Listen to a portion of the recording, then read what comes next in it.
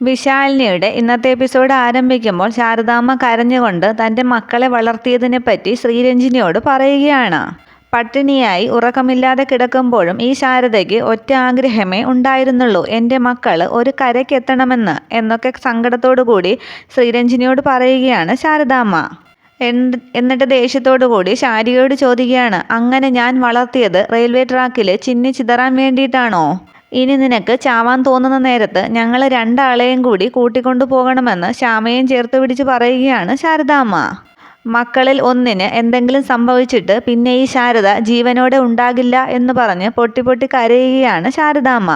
കരയുന്ന ശാരദാമ്മയുടെ കൈ പിടിച്ച് ശാരിക പറയുകയാണ്, എന്നോട് പൊറുക്കണമമ്മേ, അപ്പോഴത്തെ പൊട്ടത്തരത്തിന് എനിക്ക് അങ്ങനെ ഒന്ന് തോന്നിയതാണ്, ഇനി ആവർത്തിക്കില്ല ഞാനെന്ന് ശാരിക പറയുമ്പോൾ ശാരികയെ കെട്ടിപ്പിടിച്ച് കരയുകയാണ് ശാരദാമ്മ. എന്നാലും മോളെ നീ എന്ന് ശാരദാമ്മ ചോദിക്കുമ്പോൾ ശ്രീരഞ്ജിനി പറയുകയാണ്, പറയണ്ട, ഇനി കഴിഞ്ഞതൊക്കെ കഴിഞ്ഞു, എന്നാ ഞാൻ ഇറങ്ങട്ടെ. വലിയ ഉപകാരം ഇവളെ ഇവിടെ കൊണ്ടുവിട്ടതിനെന്ന് തൊഴുത് ശാരദാമ്മ പറയുമ്പോൾ ശ്രീരഞ്ജിനി പറയുകയാണ്, നാടിൻ്റെ എല്ലാം അമ്മയായ ശാരദാമ്മയ്ക്ക് വേണ്ടി ഞാൻ ഇത്രയെങ്കിലും ചെയ്യണ്ടേ? തുടർന്ന് ശാരികയോട് പറയുകയാണ്, കേസെടുക്കേണ്ട വകുപ്പാണ് റെയിൽവേ കേന്ദ്ര സർക്കാരിൻ്റെ ആണെന്ന് മറക്കണ്ട, ഞാൻ സ്ട്രോങ് ആയിട്ട് ഇടപെട്ടത് കൊണ്ടാണ് അവർ കേസിൽ നിന്നും ഒഴിവായത്. ഇനിമേലിൽ ഇത്തരം സാഹസത്തിനൊന്നും മുതിർന്നേക്കരുത് എന്ന് ശാരികയ്ക്ക് താക്കീത് നൽകിയ ശേഷം ശാരദാമ്മയുടെ യാത്ര പറഞ്ഞു പോവുകയാണ് ശ്രീരഞ്ജിനി. അതേസമയം അവിടേക്ക് വന്ന രാജീവ് ശാരികയോട് ചോദിക്കുകയാണ്, നിനക്ക് എന്നെക്കുറിച്ചെങ്കിലും ഒരു നിമിഷം ഓർക്കാമായിരുന്നു? അന്നേരം ശാരദാമ്മ പറയുകയാണ്, മോനെ, ഇനി അവളെ സങ്കടപ്പെടുത്തണ്ട, പറഞ്ഞില്ലേ ഇതിന് അത്രയ്ക്ക് ബുദ്ധിയേ ഉള്ളൂ, സാറ് വേണം ഇതിനെ ഒന്ന് പറഞ്ഞ് മനസ്സിലാക്കി കൊടുക്കാൻ. അന്നേരം രാജീവ് പറയുകയാണ്, എൻ്റെ അമ്മയെയും അമ്മാവനെയും ഒക്കെ എനിക്കിപ്പോഴാണ് ശരിക്കും മനസ്സിലായി തുടങ്ങിയത്. പണത്തിനു വേണ്ടി അവരെന്തും ചെയ്യും. എനിക്കിപ്പോൾ അവരെ ഉപേക്ഷിക്കാനും വയ്യ. അമ്മയ്ക്ക് ഹാർട്ട് അറ്റാക്ക് വന്നപ്പോൾ അവനൊരു പെണ്ണിൻ്റെ ഒപ്പം ഇറങ്ങിപ്പോയി എന്ന് നാട്ടുകാർ പറയും. അയ്യോ, അങ്ങനെയൊന്നും ചെയ്യാൻ നമ്മൾ ഒരിക്കലും പറയില്ല എന്ന് ശാരദാമ്മ പറയുമ്പോൾ രാജീവ് പറയുകയാണ്, അമ്മ കാട്ടുന്നത് ചിലതൊക്കെ അഭിനയമാണ്. പക്ഷേ അത് മനസ്സിലാക്കി അറുത്ത് മുറിച്ച് ഞാൻ എന്തെങ്കിലും തീരുമാനമെടുത്താൽ യഥാർത്ഥത്തിൽ അമ്മയ്ക്ക് എന്തെങ്കിലും സംഭവിച്ചാൽ അതിൻ്റെ പശ്ചാത്താപം ഈ ജന്മം എനിക്ക് തീരില്ല. അത് കേട്ട് ശാരിക അമ്പരന്ന് നിൽക്കുമ്പോൾ ശാരദാമ്മ പറയുകയാണ്, വേണ്ട മോനെ, അമ്മയെ വേദനിപ്പിച്ചിട്ട് ഒന്നും ചെയ്യരുത്. അറിയാതെയാണെങ്കിലും ആ കണ്ണീര് നിലത്ത് വീണാൽ ഒരു ജന്മം കൊണ്ടൊന്നും ആ പാവം തീരാൻ പോണില്ല.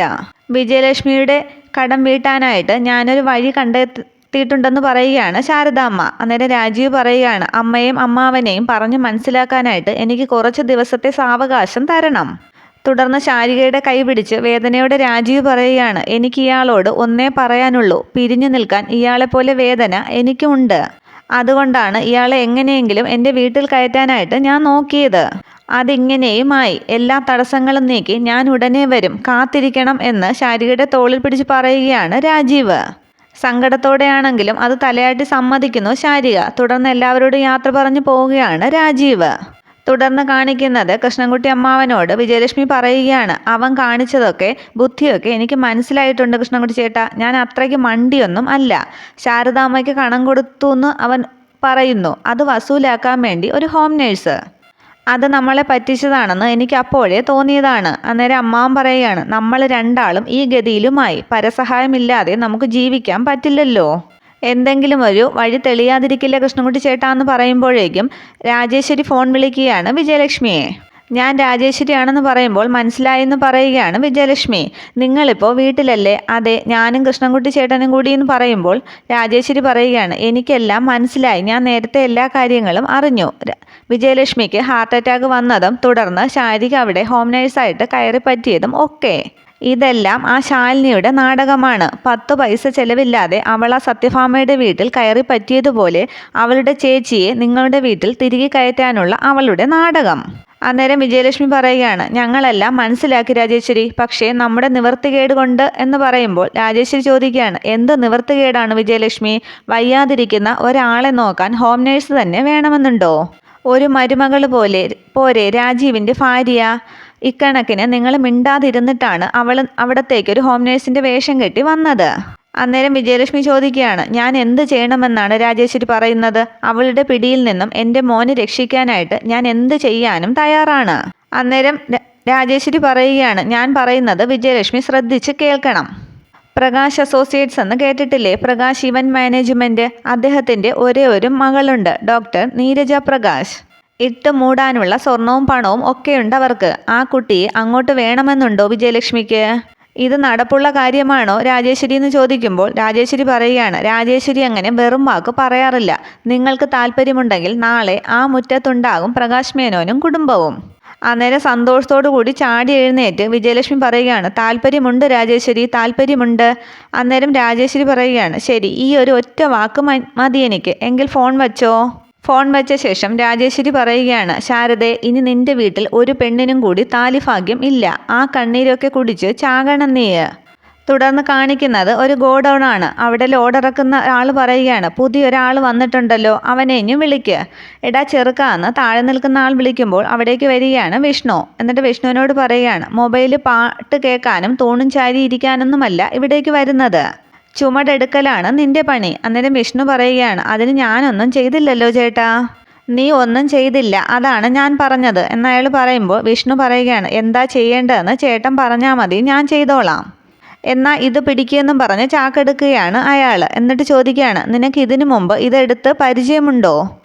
ഇല്ലാന്ന് വിഷ്ണു പറയുമ്പോൾ അയാൾ പറയുകയാണ്, ഇനി പരിചയമായിക്കോളും എന്ന് പറഞ്ഞ് ആ ചാക്കെടുത്ത് വിഷ്ണുവിൻ്റെ തോളിൽ വെച്ചു കൊടുക്കുകയാണ്. ആദ്യമായിട്ട് ചുമടെടുക്കുമ്പോൾ തോളൊന്ന് വേദനിക്കുന്നുണ്ടെങ്കിലും പതിയെ അതും കൊണ്ട് പോവുകയാണ് വിഷ്ണു. അന്നേരം ലോറിയുടെ മുകളിൽ നിന്ന് ആൾ ചോദിക്കുകയാണ്, എന്താടാ അവൻ്റെ അടുത്തൊരു ചൊറിച്ചിൽ? അന്നേരം താഴെ നിന്ന് ആൾ പറയുകയാണ്, അവനൊരു മുതലാളിയുടെ മട്ടും ഭാവവും ഒക്കെ ഇല്ലേ, എനിക്കതങ്ങോട്ട് പിടിച്ചില്ല. അന്നേരം മോളിൽ നിന്ന് ആൾ പറയുകയാണ്, പാവം ആദ്യമായിട്ട് ചുമടെടുക്കുകയാണെന്ന് തോന്നുന്നു, പാവം പോണത് കണ്ടില്ലേ എന്ന് പറയുമ്പോൾ പെട്ടെന്ന് വിഷ്ണു ആ ലോഡും കൊണ്ട് ഇട്ടിട്ട് പെട്ടെന്ന് തിരികെ വരികയാണ്. അന്നേരം മോളിൽ നിന്ന് ആൾ പറയുകയാണ്, കണ്ട അവൻ തിരിച്ചു വരുന്നത്, നമ്മൾ വിചാരിച്ച കക്ഷിയല്ല.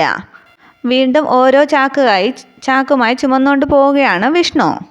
തുടർന്ന് കാണിക്കുന്നത് ശാലിനി സത്യഭാമയുടെ വീട്ടിൽ മുകളിൽ നിന്ന് താഴേക്ക് ഇറങ്ങി വരുമ്പോൾ പുറത്തുനിന്നും വരികയാണ് സുസ്മിത. എന്നിട്ട് വിളിക്കുകയാണ്, ശാലിനി മാമിൻ്റെ പുതിയ ഫോണാണ് എന്നും പറഞ്ഞ് പുതിയ ഫോണിൻ്റെ കവർ കൊടുക്കുകയാണ് ശാലിനിക്ക്.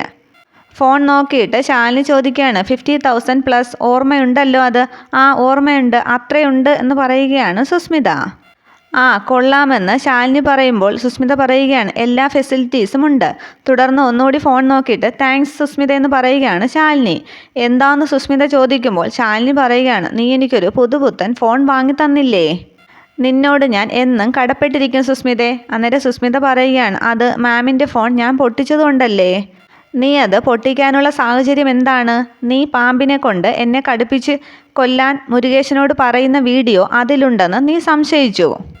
അതേന്ന് സുസ്മിത സമ്മതിക്കുമ്പോൾ സെറ്റിയിലേക്ക് ഇരുന്നിട്ട് ശാലിനി പറയുകയാണ്, എന്നാൽ കേട്ടോ, അങ്ങനെ ഒരു വീഡിയോയേ ഇല്ല. അത് കേട്ട് സുസ്മിത അമ്പരന്ന് നിൽക്കുമ്പോൾ ശാലിനി പറയുകയാണ്, അതേ സുസ്മിതേ, നീ പറഞ്ഞില്ലേ ഒരു ഓഞ്ഞ ഫോൺ, ക്ലാരിറ്റി ഇല്ലാത്ത വീഡിയോ എന്നൊക്കെ. എൻ്റേതൊരു പാവപ്പെട്ട ഫോണായിരുന്നു, വീഡിയോ ക്വാളിറ്റിയൊക്കെ ശോകം. അതെങ്ങനെയെങ്കിലും ഒന്ന് മാറ്റണമെന്ന് വിചാരിച്ചിരിക്കുമ്പോഴാണ് ഇങ്ങനെ ഒരു സംഭവം എനിക്ക് ഒത്തുവന്നത്. ഡിസ്പ്ലേ പോലും നേരെയില്ലാത്ത ആ ഫോണിൽ ഞാൻ എങ്ങനെ വീഡിയോ എടുക്കാനാണ്? അന്നേരം ദേഷ്യപ്പെട്ട് എടിയെന്നും പറഞ്ഞ് ശാലിനിയുടെ കയ്യിലിരിക്കുന്ന ഫോൺ വാങ്ങാൻ ശ്രമിക്കുകയാണ് സുസ്മിത. അന്നേരം അത് മാറ്റി പിടിച്ചിട്ട് ശാലിനി പറയുകയാണ്, നീ ഇവിടെ കളിച്ചുകൊണ്ടിരിക്കുന്ന ടോം ആൻഡ് ജെറി ഡ്രാമയില്ലേ, അത് ഒന്നും അല്ലെന്ന് അറിയിക്കാൻ വേണ്ടിയിട്ടാണ് ഞാൻ നിന്നെ കൊണ്ട് ഇതൊക്കെ ചെയ്യിച്ചത്. നീയല്ല, ഞാൻ തന്നെയാണ് ഈ വീടിൻ്റെ ഉടയോളെന്ന് നിന്നെ അറിയിക്കാൻ. ഇല്ലാത്ത വീഡിയോയുടെ കഥ പറഞ്ഞ് എനിക്ക് വേണമെങ്കിൽ നിന്നെ ഈ വീട്ടിൽ നിന്നും പുറത്താക്കാം. ഞാനത് ചെയ്തില്ല. കാരണം എന്താണെന്ന് നിനക്കറിയാമോ? നിന്നെ എനിക്ക് ഇവിടെ ഈ വീട്ടിൽ തന്നെ വേണം. സത്യാമ്മയാണ് നിന്നെ ഈ വീട്ടിൽ നിർത്തിയിരിക്കുന്നത്. എൻ്റെ ഭർത്താവിന് ഈ വീട്ടിൽ അവകാശങ്ങളോ അധികാരങ്ങളോ ഒന്നുമില്ല സത്യാമ്മ തന്നെ പറഞ്ഞു കഴിഞ്ഞു. അവിടെ നിന്ന് നീ പുറത്തു പോകണമെങ്കിൽ സത്യാമ്മ തന്നെ കൽപ്പിക്കണം. പക്ഷേ നിന്നെ ഞാൻ പെട്ടെന്നൊന്നും പറഞ്ഞയക്കാൻ പോണില്ല സുസ്മിതേ. നീ എനിക്കും എൻ്റെ വീട്ടുകാർക്കും ചെയ്ത ദ്രോഹങ്ങൾക്കൊക്കെ എണ്ണി എണ്ണി കണക്ക് പറയിച്ചിട്ടേ നിനക്കൊരു പടിയിറക്കം ഉള്ളൂ. അന്നേരം ദേഷ്യപ്പെട്ട് നമുക്ക് കാണാമെടിയെന്ന് സുസ്മിത പറയുമ്പോൾ ശാലിനി പറയുകയാണ്, ദേ ഈ സുസ്മിതയാണ് എനിക്ക് വേണ്ടത്. പക്ഷേ തോറ്റു പോകും നീ. നിന്റെ വിഷപ്പല്ല് ഇളക്കിയിട്ടേ നിന്നെ ഇവിടെ നിന്ന് ഞാൻ പറഞ്ഞു വിടൂ. അത്രയും പറഞ്ഞ് ഫോണുമായി പോവുകയാണ് ശാലിനി. ശാലിനി പോയ ശേഷം സുസ്മിത പറയുകയാണ്, വിടില്ലടി നിന്നെ ഞാൻ. തുടർന്ന് കാണിക്കുന്നത് ഗോഡൗണിൽ ചുമടെടുക്കുന്ന വിഷ്ണുവിനെയാണ്. വിഷ്ണു ഓരോ ചാക്കൊക്കെയായി ഒരു വണ്ടിയിൽ കൊണ്ടുവന്നിടുകയാണ്. അന്നേരം അവിടെ ലോഡിൻ്റെ കണക്കൊക്കെ നോക്കുന്ന ഒരാൾ പെട്ടെന്ന് വിഷ്ണുവിനെ ശ്രദ്ധിക്കുകയാണ്. എന്നിട്ട് അയാൾ ആലോചിക്കുകയാണ്, വിഷ്ണു അയാളുടെ കയ്യിൽ നിന്നും പലിശപ്പണം പിരിക്കുന്നതും അയാളെ തല്ലുന്ന കാര്യങ്ങളുമൊക്കെ അയാൾ ഓർക്കുകയാണ്. സത്യഭാമയുടെ മകൻ വിഷ്ണു എന്ന് വിഷ്ണു അയാളെ അടിച്ച ശേഷം പറഞ്ഞത് ഓർത്ത ശേഷം അയാൾ എങ്ങോട്ടോ പോവുകയാണ്. തുടർന്ന് കാണിക്കുന്നത് കുളി കഴിഞ്ഞു വരുന്ന ശാലിനി സിന്ദൂരം തൊടാനായി സിന്ദൂരം എടുക്കുകയാണ്. അതേസമയം വിഷ്ണു വണ്ടിയിലേക്ക് ചാക്ക് കൊണ്ടിട്ട ശേഷം പെട്ടെന്ന് തിരിയുമ്പോൾ വിഷ്ണുവിൻ്റെ കാലിൽ ആണി കൊള്ളുകയാണ്. അതുകൊണ്ട് വിഷ്ണുവിൻ്റെ കാല് മുറിയുന്നു. അതേസമയം തന്നെ ശാലിനിയുടെ കയ്യിൽ നിന്നും ആ സിന്ദൂരം താഴെ വീഴുകയാണ്.